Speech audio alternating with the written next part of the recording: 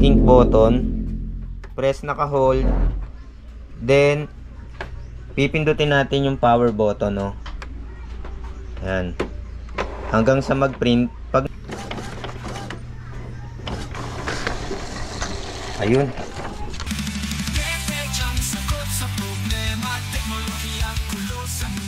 So ito yung pinalitan natin ng printer head, no. Ito yung pinan-check natin. Wala tayo kasing computer, cellphone yung ginamit natin. Noco print yung ginamit ko. Ngayon titingnan natin yung cell. Kasi ito chinek ko uli. Yung black nga putol-putol, no.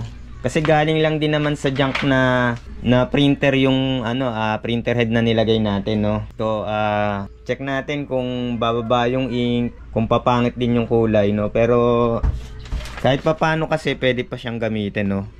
Naka-high na lang siguro. Ayan, okay naman siguro kung mga text lang, no. Pero ang laki rin talaga ng putol pa, no. So ang head clean niya, no, kung wala kang computer, ay nga naturo ko na press mo lang to ng matagal yung ink button. Pero kung paano pag-check ng nozzle, no, ng walang computer, bali dapat hindi nakakabit yung USB, no, yung USB niya kahit sa cellphone kasi hindi siya gagana, no. So kailangan naka-off yung printer, naka-off siya. Yan, applicable din to sa ibang Epson printer. Yan, totally naka-off. Naka-off siya. Antayin lang mag-off totally. Then i-press natin yung ink button. Press naka-hold. Then pipindutin natin yung power button, no. Ayan. Hanggang sa mag-print. Pag nagpi-print na, bitawan na natin yung button.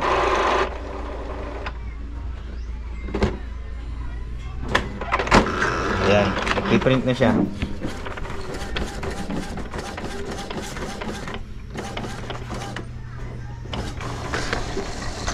Ayun. Bumalik yung no.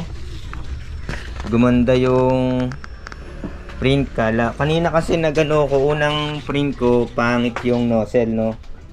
So ngayon nag-okay na siya. Sana lang tumagal yung printer head. Ayan, okay na yung nozzle, no. Buti nakuha pa sa cleaning. Tsaka hinigop ko rin kasi ng syringe, no. Dito hinigop ko. Kanina lang. Yan. Hinigop ko siya. 10 ml yung syringe na panghigop. Kahit yung pangbutika pwede. Kaya lang sa pangbutika kasi, yung dulo niya, tatanggalin nyo lang yung gilid. Para ito lang yung matitira. Yan. So, try pa natin head clean, no. Head clean. Press lang na matagal. So ganyan lang yung pagto-troubleshoot nang wala kang nang wala kang computer, no. Lalo na dun sa mga nagse-service. Kahit cellphone lang yung dala mo, matu-troubleshoot mo pa rin. Tsaka kailangan magbaong ka ng OTG cable, no. Yan, lalo na yung mga printer na walang wifi. Para makapag-test print ka, para hindi mo na galawin yung computer ng customer mo, no.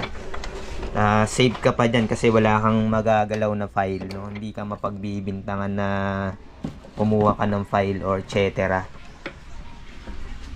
Yan. Pero